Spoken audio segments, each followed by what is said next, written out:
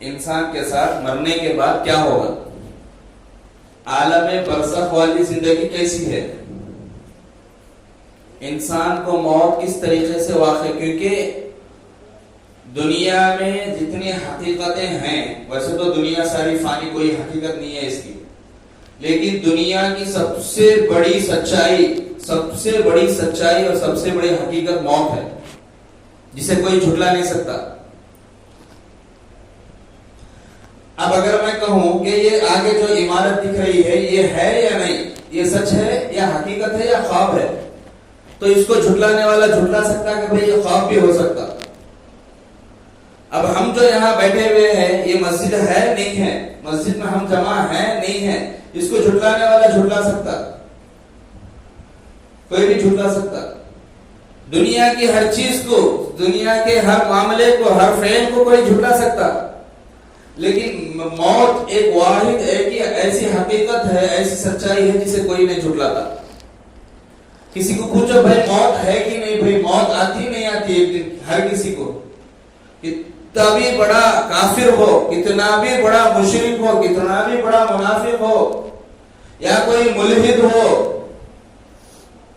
یا کسی خدا کو نہ ماننے والا ہو، وہ آدمی بھی کہے گا کہ بے شک ایک دن موت ہے، اس کا انکار کرنے والا کوئی نہیں ہے، اس کا انکار کرنے والا کوئی نہیں۔ تو ایسی حقیقی زندگی، اصل میں موت ہمارے لیے ایک نئی زندگی ہے، تو موت کو موت کہنا، موت جو ہے دراصل میں موت نہیں ہے، بلکہ موت دراصل میں زندگی ہے، ایک نئی زندگی کی شروعات ہے۔ موت ہمارا ایک پیدائشی دن ہے، بس اس میں ہمارا ٹرانسفر ہوتا، بس اس دنیا سے دوسری دنیا تک، بس اس سے زیادہ کچھ نہیں۔ موت سے انسان ختم نہیں ہو جاتا، ختم نہیں ہو جاتا، اس کے معاملات، اس کے معاشرات، اس کے بیوی بچے، اس کے ساتھ رہن سہن کرنے والے، یہ سب کچھ اس سے چھٹکارا نہیں مل جاتا اسے موت سے۔ اسی لیے سب سے بڑی غلطی جو غیر مسلم ہوتے یا پھر مسلمانوں میں بھی اکثر جو سوسائڈ کرتے، آتم ہتیا کرتے، اپنے آپ کی جان لیتے، وہ لوگ یہ سمجھتے ہیں کہ اگر موت آ گئی تو سب ختم، نہ ٹینشن۔ اب موت آ گئی تو کسی کو خرچے کا لوڈ رہتا، کسی کو بیوی کی پریشانی رہتی، کسی کو ایگزام میں فیل ہونے کا ٹینشن رہتا، انہیں کیا سوچتا، بھئی اتنا ٹینشن کئی کو، بھئی زندگی ختم ہو گئی تو ٹٹا چکیانا کرتا ہے۔ کیوں؟ اسے پتا نہیں ہے کہ موت اصل میں موت نہیں ہے، وہ ایک نئی زندگی ہے۔ پھر وہ ایک نئی زندگی ہے، اس کا مطلب یہ نہیں کہ وہ نئی زندگی کے معاملات الگ ہے، نہیں، اسی معاملات کو وہاں پوچھے دیں گے، وہ کوئی نئے معاملات نہیں، پھر وہاں سے اثر نو زندگی کوئی شروع نہیں ہوتی، اسی زندگی کا کنٹینیوشن وہاں ہوتا، بس شکل الگ رہتی، زندگی وہی رہتی، یہاں جو ہے وہاں، وہ جو آنکھیں یہاں تھی وہاں بھی رہتی، جو ہے ہاتھ یہاں تھے وہاں بھی رہتے، جو پیر یہاں تھے وہاں بھی رہتے، بس اس کا جو ہے، اس کا جو آس پاس جو چیزیں رہتی، جو معاملات اس کے ساتھ ہونے والے رہتے، وہ ایک ہی چلک رہتے، ٹینشن تو یہاں کا رہتا چھوڑا۔ تو جو بھی یہ اپنی جان کو خود ہلاک کرنے والے رہتے، سوسائڈ کرنے والے، وہ لوگ یہ غلط فہمی میں رہتے کہ مر گئے تو ختم، نہ ٹینشن نہیں، نہ کیا روز روز کا جھنجٹ کیا ہے، روز روز کی کچ کچ کیا ہے۔ لیکن وہ بیوقوف یہ نہیں جانتے کہ مرنے کے بعد ایک زندگی ہے، جو یہاں کرے اس کے بارے میں وہاں جواب دینا ہے، یہ نہیں سوچتے۔ اگر یہ کوئی مسلمان یا کوئی غیر مسلم سوچے گا کہ یہاں کی زندگی اصل نہیں ہے، اسی زندگی کا دوسرا پارٹ ہے وہاں کی زندگی، تو انہیں کبھی بھی اپنی جان لینے کی نہیں سوچے گا، کیونکہ اسے معلوم یہاں جو پریشانیاں ہیں یہ چارنے بھی نہیں وہ پریشانیاں کے سامنے۔ انہیں سوچے گا وہاں جو ہم نے پریشانی آنے والے ہیں یہ اس کے سامنے ایک پیسے کی بھی نہیں ہے،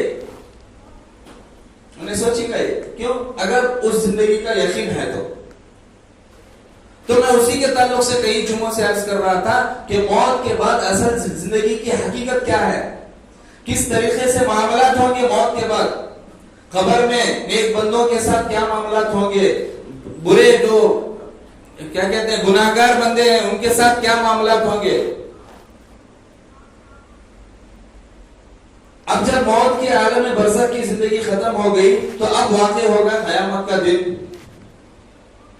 قیامت کے دن کا خوفناک منظر کیسا ہوگا، اللہ ہماری حفاظت فرمائے، اللہ ہماری حفاظت فرمائے۔ اس کے بارے میں ایک قیامت کا ایک منظر حضور صلی اللہ علیہ وسلم بتاتے ہوئے کہتے ہیں کہ من تشبہ بقوم فہو منہم، جو جس قوم کی اطاعت کرے گا، جو جس قوم کی مشابہت کرے گا، وہ قیامت کے دن انہی کے ساتھ ہوگا، قیامت کے دن انہی کے ساتھ ہوگا۔ اس سے پتہ یہ چلا کہ قیامت کے دن ہر پروفیشنل والوں کے، ہر کام الگ الگ کام کرنے والوں کی ایک ایک جماعتیں ہوں گی قیامت کے دن۔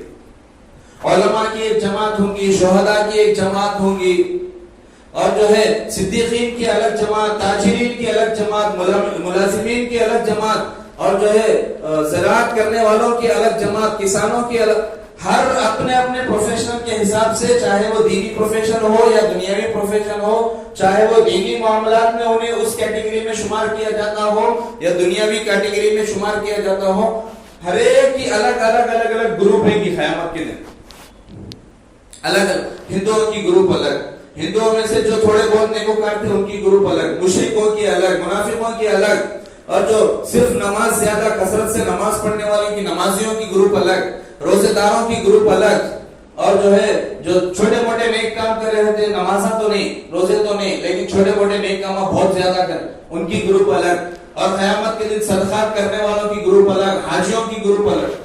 یہ قیامت کا منظر ہوں گا یہ۔ اچھا قیامت واقع کیسا ہوں گی؟ موت کے بعد کے حالات تو بتایا تھا، موت کے بعد اگلا اسٹیپ ہوتا ہے قیامت کا۔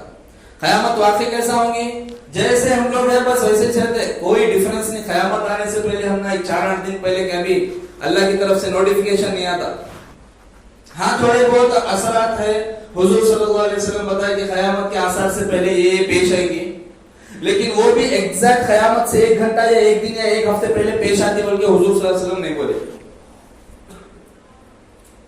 بس وہ قیامت سے پہلے پیش آ جاتی۔ وہ کب آتی، کتنے سال پہلے آئیں گی وہ کسی کو اندازہ نہیں، ہو سکتا ہے 100 سال پہلے بھی آ جائے، ہو سکتا ہے 100 سیکنڈ پہلے بھی آ جائے۔ تو قیامت کا دن مردے جتنے انتقال ہو گئے، حضرت آدم علیہ السلام سے لے کر ہمارے دادا ابا ان تک جتنے بھی دنیا میں سے چلے گئے، وہ لوگ اپنی قبر میں آرام کرتے رہیں گے۔ اگر ان کے اعمال اچھے ہیں، اگر مرنے کے بعد جو ہے اپنے اولاد کو نیک تربیت دے کے گئے، تو ان کی قبر میں چل رہا جنت کی ہوائیں، جنت کا کھانا، جنت کا رزق سب دے گا۔ اگر خدا نہ خواستہ ان کے اعمال برے تھے یا ان کے جانے کے بعد ان کے بچوں کو تربیت صحیح نہیں دیے تھے، تو وہ وبال قیامت کے، وہ وبال قبر میں ان کے ساتھ بھی ہوں گا، ان کے ساتھ بھی معاملات ہوں گے اس کے حساب سے۔ اللہ ہماری حفاظت کرنا اس برے حالات سے۔